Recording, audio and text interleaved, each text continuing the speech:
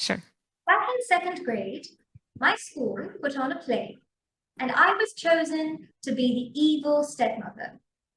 To 8-year-old me, this was the most devastating thing that could happen in the world, because I didn't want to be evil, I wanted to be the princess. It's relevant to the story that the play that we were putting on was Snow White. I was frankly flabbergasted why I wasn't chosen for the titular character. Anyway, while I was sitting all down in the dumps, my teacher took me to a side and said, "Darling, don't be sad. The evil stepmother is the most important character in the story. Snow White only has 3 lines. You're the one who keeps everything running." Maybe she just said it to be nice, to placate me, but that made me feel so much better, and I went on to give a fabulous performance as the evil stepmother. What she said to me stuck with me for life. Because it is true, isn't it? Snow White would have been quite a boring story if it wasn't for the evil stepmother. Just like how Romeo and Juliet wouldn't have made much sense if the families weren't feuding. After all, what is Batman without his Joker? Because competition, a little competition, is really what makes life interesting. And it's not just in fiction. There are so many real-life examples of competition driving massive innovations. Mary Shelley, for example, wrote Frankenstein only because Lord Byron challenged her, saying women can't write fiction. If you take the field of psychology, it became widely studied because most people just wanted to prove Freud wrong.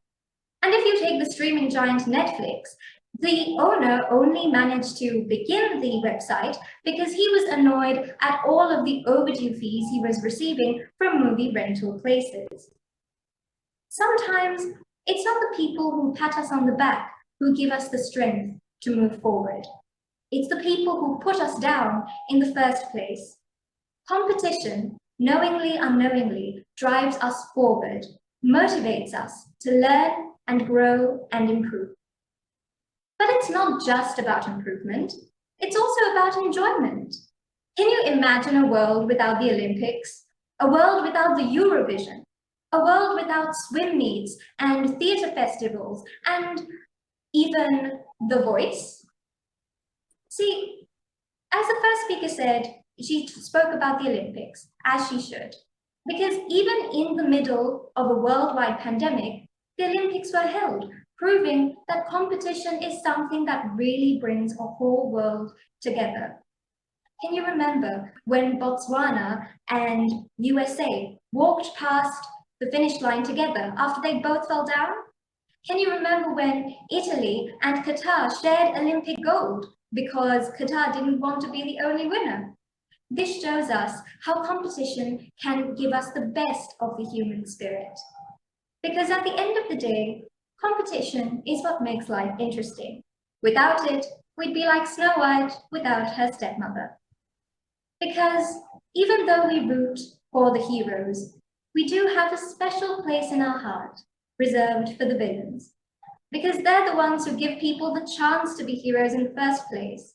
Because they're the ones who keep the story going forward. So, if you ask me, is cooperation always better than competition? I'd have to say no, not always. Thank you. Thank you so very much, Julia. That was such an interesting take on competition. And now let's take a look at the impromptu speech that you've chosen, topic A. So the first one is, the free market has breached too many domains of the society that should not be governed by market logic or norms. And the second one is, but almost always during the initial stage of the struggle, the oppressed, instead of striving for liberation, tend themselves to become oppressors or sub-oppressors. And the last one is microplastic. Now, could you please tell us which one you picked? Topic number 3, microplastics. Okay, topic number 3, microplastic. Now you may begin. Okay, may I please put my timer on because I can't see the screen very clearly. Yeah, sure, go ahead. Thank you. Okay, I will now begin. A few months back, my friend who lives in Sri Lanka said, "Hey, hello, I'm at the beach. Do you want to know what I saw?" And I said, "Oh, of course. I'm stuck in the house all day. I would love to see the beauties of the world you have to offer." But what she sent me through social media was not something beautiful. It wasn't something that sparked joy in my heart. It was something so devastating that I couldn't sleep at night because the image would be wallowing around in my brain. It was a turtle, a big, beautiful turtle with its eyes melted, its shell broken, and its arms broken. What happened was a container ship had blown up in the Indian Ocean sometime back in June. And the plastics and the toxins that had come out of the cargo of the container ship had gone into the ocean and affected the lives of all of the sea animals. And it wasn't just the turtles who were affected. It was the whales, massive whales beached up on shore, half eaten, dead, and so sad. The biggest animal in the world, a symbol of strength and beauty, reduced to nothing but a dead carcass because of human actions, because of toxins and microplastics. This is my topic today. Microplastics are exactly what they sound like: microscopic plastic bits. And where exactly do microplastics come from? The answer would be everywhere. My phone, or the phone case, my laptop, the lamp, the bed. Microplastics are something that we can't run away from. And when we throw our phones away, when we throw our lamps away, what we don't know is the companies that take the waste away actually dumps them in the oceans. And then the plastics melt away, become tiny microscopic parts, and enter the sea life, which is how that turtle wound up on shore that day, dead and half melted. The thing about microplastics is they're unavoidable. We can't run from them, and there's no place to put them once we have no use of the plastics that we're using. What we have to do is not just to find out other uses or other methods of making plastics. For example, there's cactus-based plastics that came out recently. What we have to do is not to completely ban plastics in its entirety, but to find a way to get rid of these things effectively, in a way that it doesn't impact the environment, in a way that whales don't have to be beached up on shore, in a way that demeans the strength of the beauty of the nature around us. Thank you, my time is up.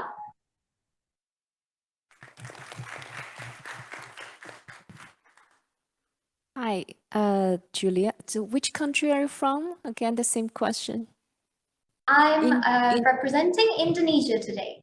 Oh, Thank you. Indonesia. Okay. So the question is, in which area do you think that our two countries, Indonesia and China, should have more cooperation, and in which areas that we should have more competition?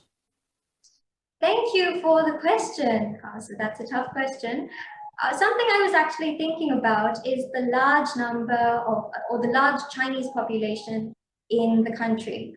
And this Chinese population is one that upholds the Buddhist values of Indonesia, which is a largely Islamic country, but also has many other religions.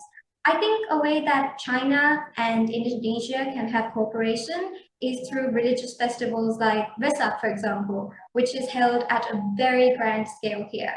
And that I think we can do in a really good scale. So that's an example for cooperation. For competition, I recently read that Indonesia is one of the fastest growing economies of the world. Now, I'm not saying we can compete with China, we're not on that level, but perhaps a little healthy competition won't be bad for either party. After all, China is such a leader in the economy that looking up to you isn't going to be a detriment from Indonesia at all. Instead, it's going to be a strength. So I think that's definitely an area where we can have a little friendly competition in.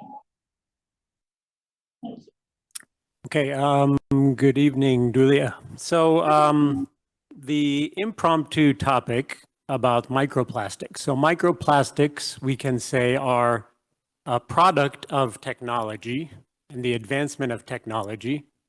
Can technology also bring about the solutions to these kind of problems that are caused by technology? Thank you for the question. I think definitely. I mentioned in the speech about cactus-based plastics, which was an invention that came out a couple of years back, and it would have become a massive, it would have brought about a massive reduction in the amount of plastics that we throw away because the cactus-based plastics were entirely biodegradable.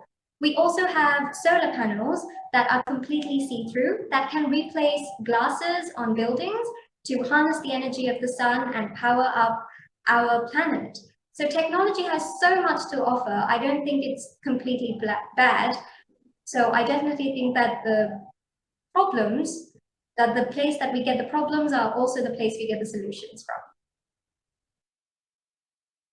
Hello. Hello. Hello. My Hello. question is how to prepare to be the best part of yourself? Sorry, could you repeat the question? How to prepare to be the best part of yourself? Thank you for the question. Rather tricky, but I'm going to say forgetting what you did wrong or learning from what you did wrong. I read something the other day that a mistake is only a mistake if you don't learn from it. And when you do learn from it, it becomes a lesson. So instead of wallowing in grief that, oh, I couldn't do this, I couldn't do that, I think it's important to pick ourselves up and remember that our mistakes don't define us and that we can go forward with strength and courage. Thank you. Thank you, Julia, for your wonderful performance and going extra miles for making the connection work. And that is actually the concluding speech of today's contestants. And now let's have a 10-minute recess before we get the results and have one judge from the judging panel to have some comments for today's contestants.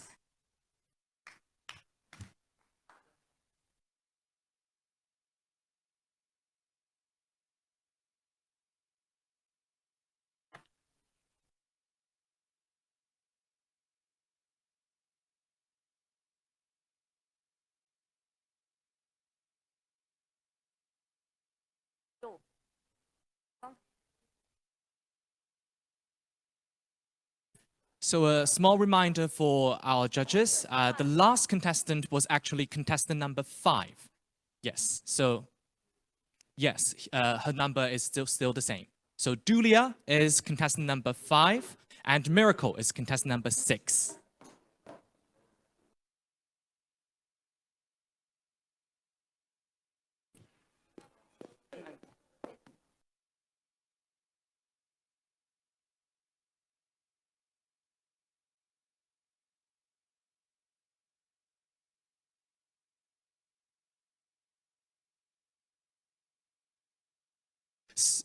So I think she is trying to push for a reversion of the contestant's number.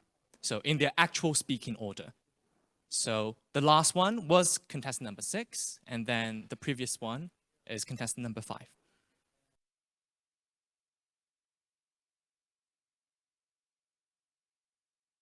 Yeah, so the last one, Julia from Indonesia, number 6. And Miracle from Cyprus, number 5.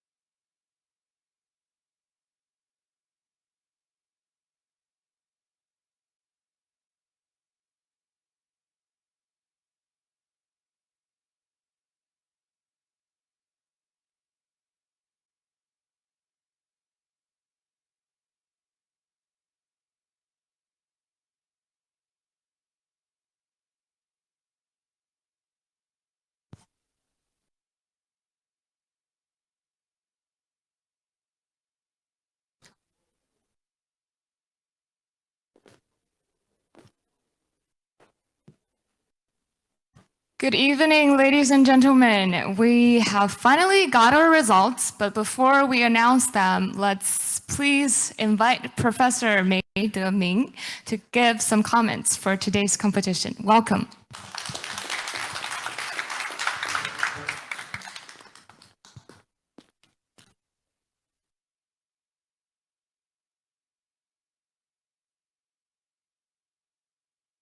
Thank you very much for giving us the opportunity to share with us your ideas and also your language. You really did very well. I don't think this is the language that learned as a foreign language. It sounds like your native language. Your language is not a problem. And the ideas about the topic and also the ideas about your understanding of the topic, I will say they are wonderful. You are not actually growing from zero to hero. You are already heroes, becoming superheroes.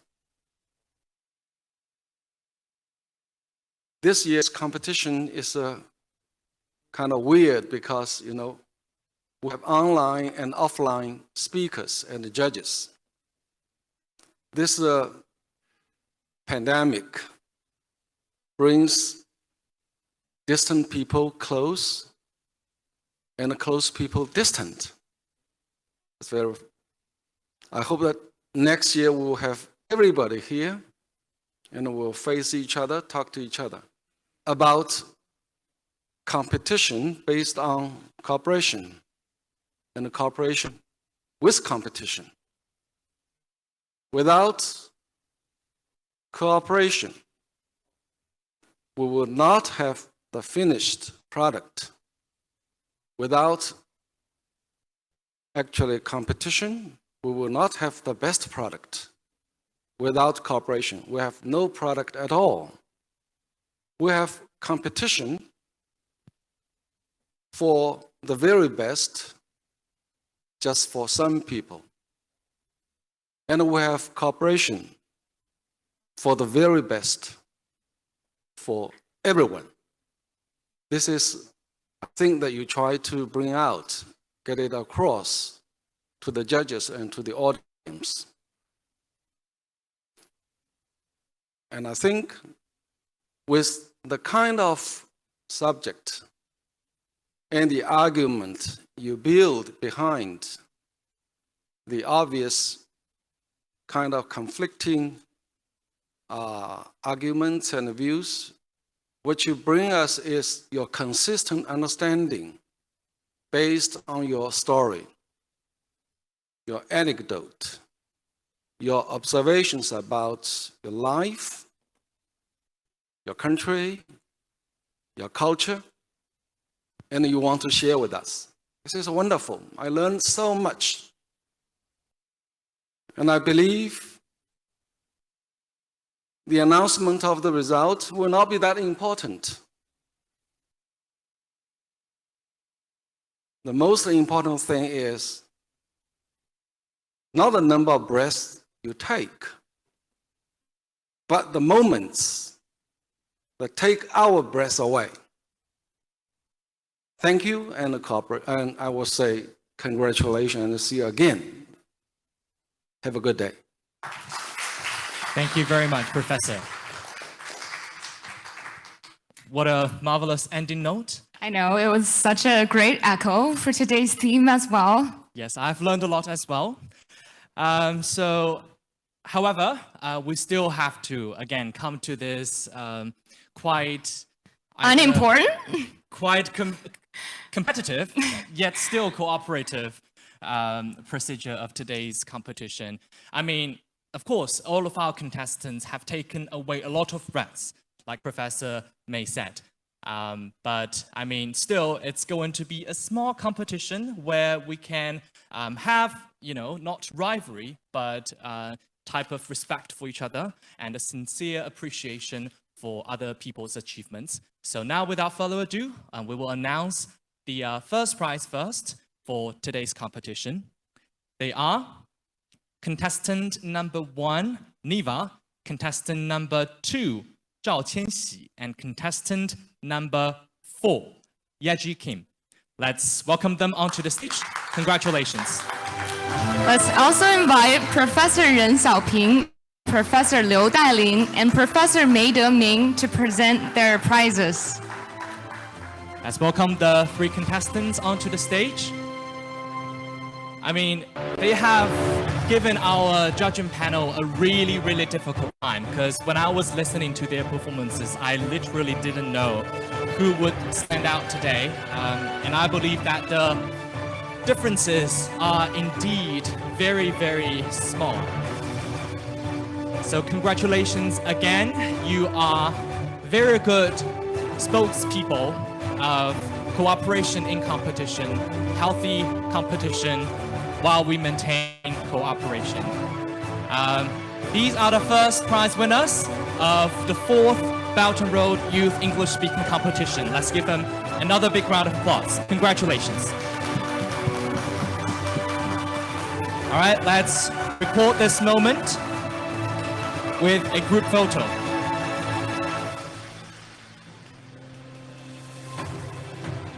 All right, thank you very much. Thank you.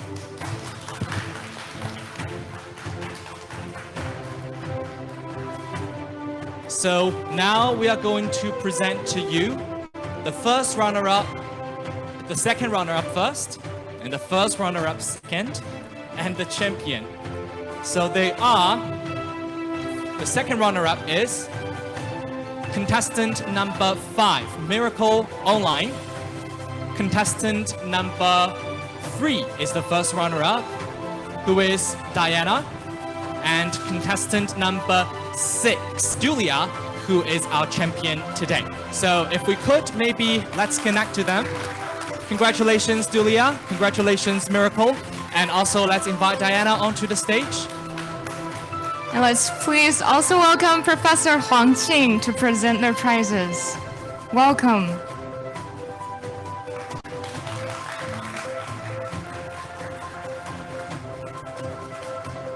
So, oh, wonderful. You can actually see what's going on here, Julia and Miracle. Let's invite Ms. Huang Qing to present the award to our second runner-up, first runner-up, and the champion.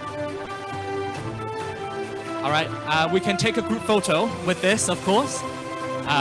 It's a whimsical, but still beautiful combination of technology and, you know, face-to-face interaction. Wonderful. Thank you very much. Thank you. Thank you, Ms. Huang Qing.